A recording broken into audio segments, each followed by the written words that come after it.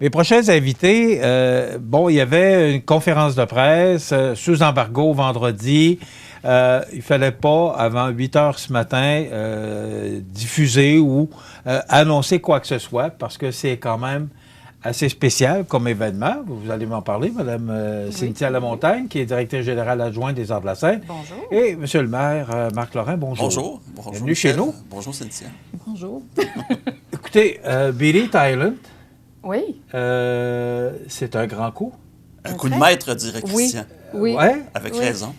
C'est Bon, très gros. moi, j'ai tellement de questions à vous poser. Là, on va y aller. Je pense qu'on pourrait faire 1 heure là-dessus, là, mais j'ai juste 15 minutes. OK. D'abord, dans le cadre des fêtes du 375e, on sait là, que c'est, avec la pandémie, là, que ça a été compliqué, les fêtes du 375e. Marc, expliquez-nous, c'est quoi l'idée de produire ce spectacle-là le 10 septembre dans le cadre des fêtes du 375e? Bien, effectivement, il y a beaucoup d'activités qui étaient prévues, dont un grand spectacle de clôture, évidemment, à cause des événements qu'on connaît. Ça va se terminer cette année plutôt que l'année passée. Donc, on avait prévu un spectacle à grand déploiement, et c'est celui-là, dont l'idée nous vient des Arts de la Seine. D'ailleurs, j'en profite, Cynthia était là. Ce matin, j'ai joué avec Christian aussi. Toujours un privilège de travailler avec ces gens-là, très professionnels, des trucs qui sont créatifs, qui ont des idées. Donc, c'est l'idée, c'est de clôturer le 375e avec quelque chose d'envergure. Pour les gens d'ici, mais aussi qui va attirer des gens de l'extérieur, parce que c'est ce qu'on vise aussi. Le but, c'est de faire connaître et apprécier Montmagny. Donc, je pense qu'on va rejoindre aussi cet objectif-là. C'est un moment historique, donc un spectacle de cette grande envergure-là. Dans une version, c'est aréna, mais en même temps un peu intimiste aussi, parce que aussi gros que ça, c'est Christian disait, il va y avoir quoi, 4,53 pieds ou quelque chose comme ça pour transporter la technique là, et tout ça. Donc, c'est autant que c'était, je ne sais pas, au Centre Bell ou Vidéotron, mais ça va être ici à Montmagny. Donc, les gens vont être privilégiés, quoi. On peut accueillir 3000 personnes. Près de 3000 personnes. Oui. Donc, c'est quand même pas beaucoup de gens pour considérer l'ampleur du spectacle. Fait que les gens vont être proches et vont en profiter amplement. Bon, qui a eu l'idée? Moi, c'est parce que je trouve tellement que c'est une bonne idée. Qui a eu cette idée-là? Est-ce que ce sont les Arts de la Seine qui sont allés voir la ville? Bien, en fait, c'est un travail de collaboration. C'est ça, comme Marc a dit, c'est vraiment un projet où on voulait clore vraiment les événements du 375e avec un méga spectacle. Pourquoi Billy Talent? Bien, en fait, c'est pourquoi pas Billy Talent aussi, mais c'est une question de disponibilité, de coût, de capacité aussi, tout ça. Donc, on a eu quelques approches avec d'autres artistes qui ont juste pas fonctionné, mais Billy Talent, ça a vraiment fonctionné. Puis je pense que c'est un bon coup, comme tu as dit, puis je pense que les clients vont être super heureux de voir ce groupe-là. Certains ont peut-être eu la chance, comme moi, je suis allée, en fait, l'autre semaine à Québec, au Centre Vidéotron, puis de voir ce spectacle-là, tout le long du spectacle, moi, je me disais, ça n'a pas de sens, ça va être à Montmagny. Ça n'a juste pas de sens. C'est impossible, mais oui, ça va être possible. Donc, 10 septembre à Montmagny. C'est gros. Depuis quand vous travaillez? Parce que c'est pas, justement, un groupe de même, tu fais pas ça dans 2 jours, là? Non. C'est en fait, on fait pas ça en 2 jours, mais ça peut se régler en 2 jours. C'est vraiment, c'est une question d'offre, de négociation et tout ça, mais l'agent avec qui on a travaillé, c'est un agent avec qui on travaille depuis longtemps aussi, donc il connaît déjà la région, il sait comment qu'on fonctionne, comment qu'on travaille. Donc, quand il a fait la proposition directement au groupe, ça a fonctionné, tout était correct, donc c'est ça, on a réussi à avoir ce groupe-là, mais c'est une question de contact et de nombreuses années de travail aussi. On le sait, Christian est là depuis plusieurs années, donc en blague au point de presse, il a dit qu'il commençait à être bon durant son stage, donc je pense que c'est ça, c'est vraiment une question de contact aussi là, qui on fait a que mobilisé ça rapidement avec Christian le conseil municipal là-dedans. Il est venu nous voir il y a quelques semaines. Oui. Il savait qu'il y avait un spectacle qui serait à offrir, tout ça. Puis évidemment, avec sa créativité, il nous est arrivé, puis il dit, bon, ben là, il faut se revirer sur une scène rapidement là-dedans. C'est un vendredi après-midi, puis des fois, les opportunités comme ça part, c'est une question de momentum, comme on dit. Fait que, avec l'adjointe, on a appelé tous les conseils municipaux, on fait une réunion spéciale en Zoom avec Christian, tout ça. Puis tout le conseil a accepté parce qu'il faut qu'on prenne le beau risque, dans le fond, de dire, bon, on embarque là-dedans. Il y a un risque là-dedans, là. Oui, il est mesuré, j'imagine. C'est mesuré, géré, tout ça, mais bref, quand on a vu l'ampleur, ce qu'on voulait donner à ça, puis on ne connaissait pas encore le nom de l'artiste, il s'est décidé quand même après. Fait qu'on a convenu avec Christian que oui, on était d'accord, tout le monde a rapidement adhéré à ça. Puis dans le fond, c'était prévu qu'il y ait quelque chose dans le cadre du 375e, puis on a embarqué. C'est que moi, je remercie aussi le conseil municipal d'avoir embarqué dans ça parce que quand on les a rencontrés, justement, on ne savait pas le groupe qui allait être. Puis, en fait, on avait une idée, mais on ne savait pas encore si ça allait fonctionner. Donc, on est allé chercher l'accord un peu du conseil municipal. Ils ont embarqué, ils font confiance aussi. Puis, ils voyaient que c'est pas juste un artiste nécessairement qu'on fait déplacer, mais c'est un événement qu'on va créer.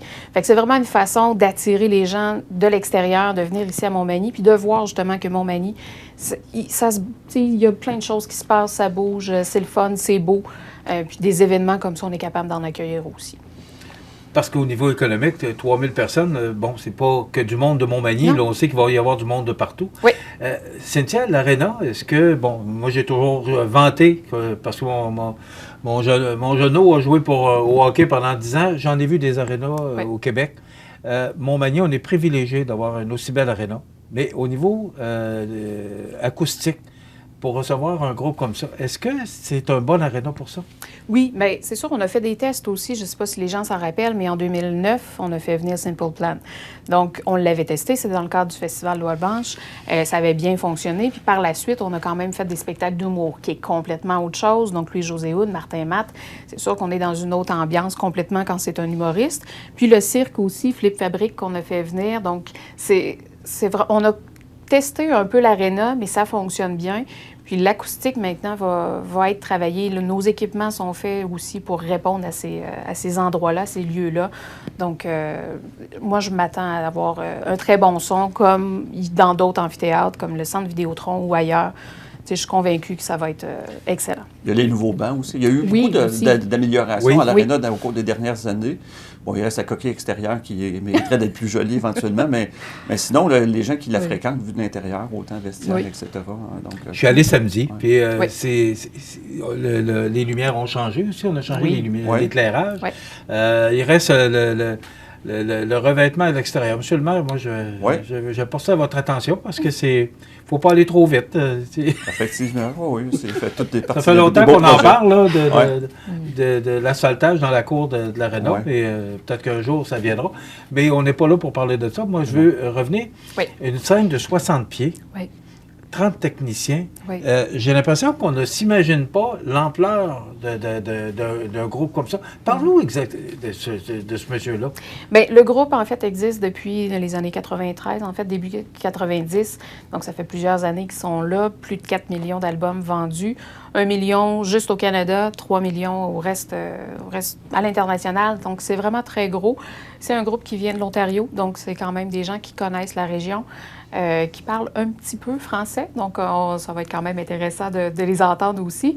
Qu'est-ce que je peux dire? Écoute, c'est un groupe très connu dans ce type de musique-là aussi, qui va attirer autant les plus jeunes que je pense les plus vieux aussi. Je commence à me considérer un petit peu plus vieille aussi. Fait que moi, c'est le genre de musique que j'ai pas l'air de ça, mais c'est le genre de musique que j'écoute aussi. J'aime ça. Puis en première partie, on n'en a pas parlé encore, mais en première partie de Billy Talent, on y va avec Steve Hill, qui est excellent, qui est un guitariste extraordinaire, qui va être là avec son band, mais pour Jimi Hendrix, donc hommage à Jimi Hendrix. Si les gens ne viennent pas pour Billy Talent, bien, certains vont venir pour Steve Hill aussi, parce que c'est un artiste à découvrir qui a du talent à pu finir. Là. Je l'adore, en fait. Là. Donc, je trouve que c'est deux styles de musique complètement différents qui vont être là, mais qui vont faire en sorte que la soirée va être juste extraordinaire.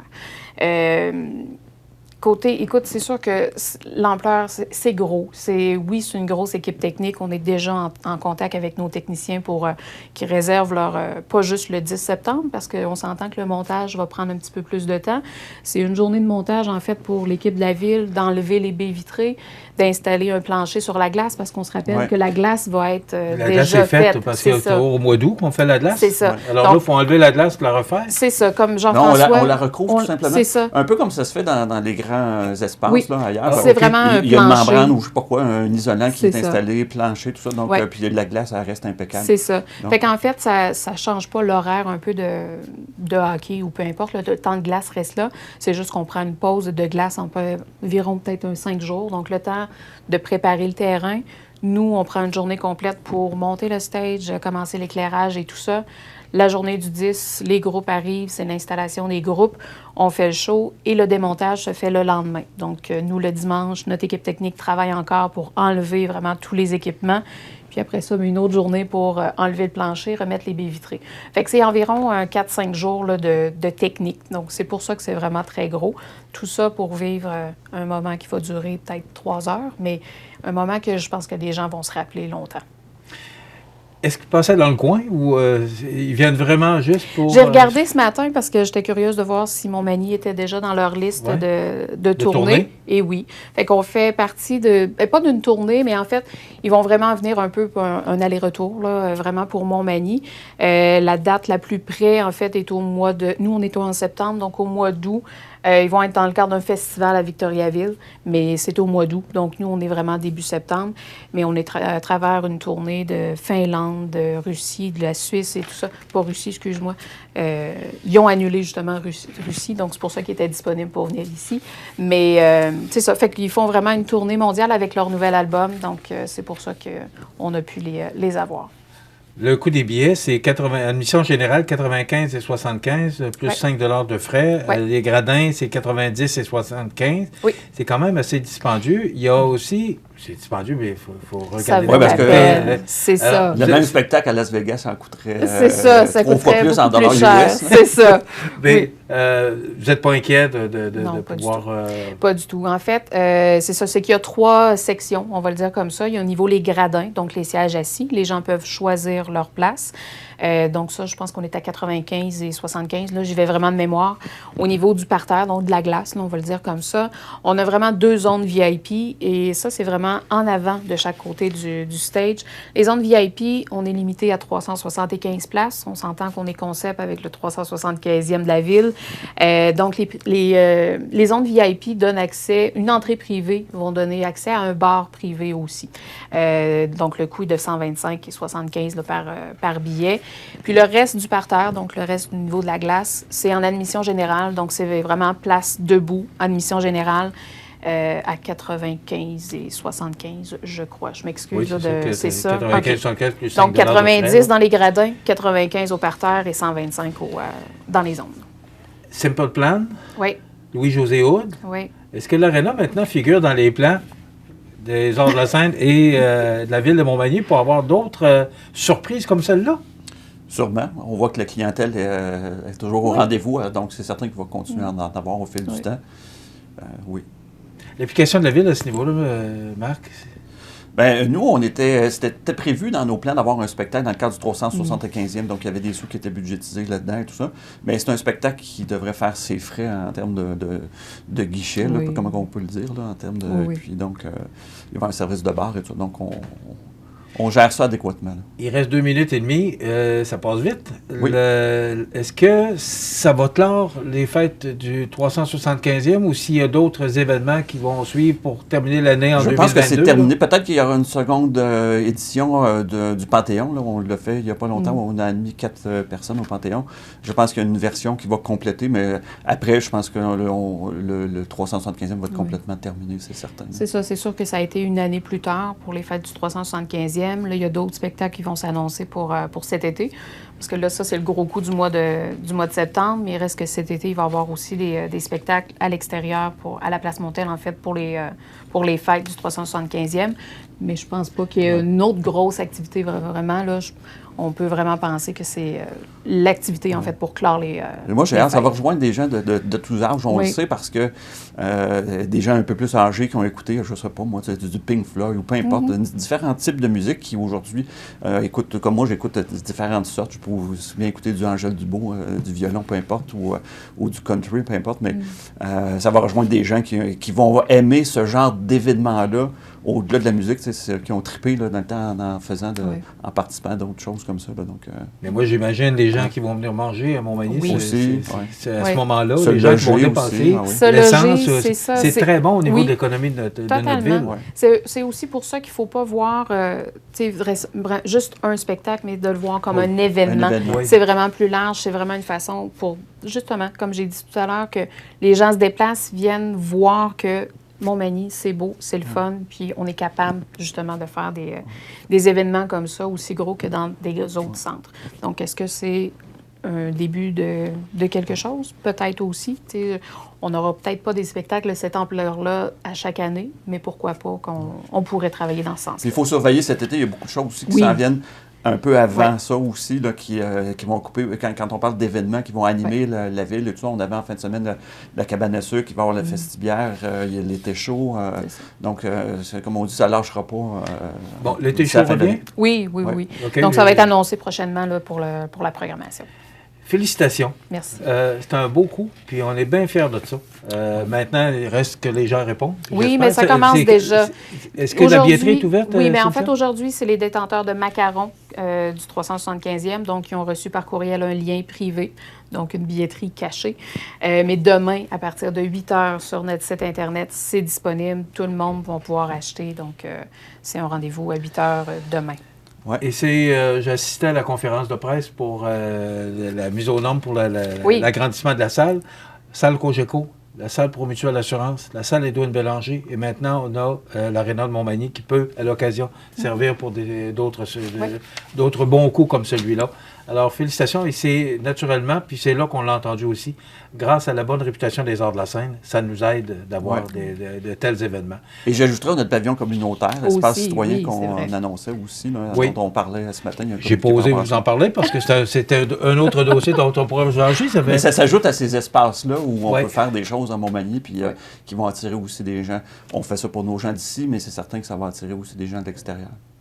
Merci. Et félicitations encore pour ce bon coup. Donc, Billy Thailand qui sera ici le 10 septembre prochain. Merci à vous, Cynthia Lamontagne, qui est directrice générale adjointe, et à vous, Marc Lorrain, maire de Montmagny. Et félicitations à tout le monde qui ont participé à cette belle annonce. Et je me mets à la place d'auditeur qui va dire « J'y étais ». On s'arrête dans quelques instants, les grands titres de l'actualité avec José Soucy.